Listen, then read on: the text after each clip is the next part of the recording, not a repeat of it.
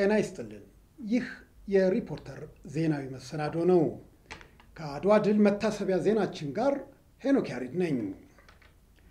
ኢትዮጵያ በዳግማዊ ምኒልክ ጠቅላይ አዝማችነት በወራሪው የኢጣሊያ ጦር አድዋ ላይ የካቲት 23 ቀን 1888 ዓ.ም ድል የተቀዳጀችበት 119ኛ ዓመት በመላ አገሪቱ ተከበረ።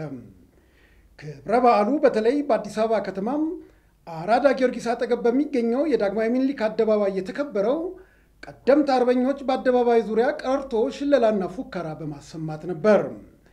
በሺዎች የሚቆጠሩ የአዲስ አበባ ነዋሪዎችና የጥንታዊት ኢትዮጵያ አርበኞች ማህበር አባላት፣ የውጭ አገር ዲፕሎማቶች በተገኙበት ስነ ስርዓት ላይ በክብር እንግድነት በመገኘት በዳግማዊ ምኒልክ ሐውልት ስር የአበባ አክሊል ያስቀመጡት አፈ ጉባኤ አባዱላ ገመዳም የአድዋ ድል የመላው ጥቁር ሕዝብ የነጻነት ተምሳሌት ነው ብለዋል።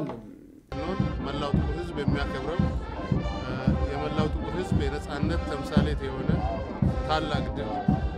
ስለዚህም እኛ ኢትዮጵያኖች ብቻ ሳንሆን አፍሪካኖችና ሌላውም የዓለም ጥቁር ሕዝቦች የሚያከብሩትና የሚያደንቁት ለነጻነታቸው ተምሳሌት የሆነ ቀን ስለሆነ በዛ መንፈስ እናከብረዋለን።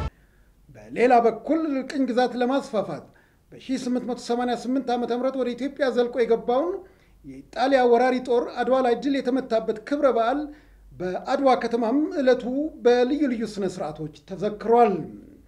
የአድዋ ተራሮችን የቱሪስት መዳረሻ ለማድረግ የባህልና ቱሪዝም ሚኒስቴር በትኩረት እየሰራ መሆኑን ሚኒስትሩ አቶ አሚን አብድልቃድር በክብረ በዓሉ ላይ ተናግረዋል። በዓሉን ለማክበር ከአዲስ አበባ 1010 ኪሎ ሜትር በእግር ተጉዘው አድዋ የደረሱት አንዲት ሴትን ጨምሮ 6 አርቲስቶችና ጋዜጠኞች የአድዋ አርበኞች ገድል በፈጸሙበት ሶሎዳ ተራራ ላይ የኢትዮጵያን ሰንደቅ ዓላማ ማውለብለባቸው ታውቋል።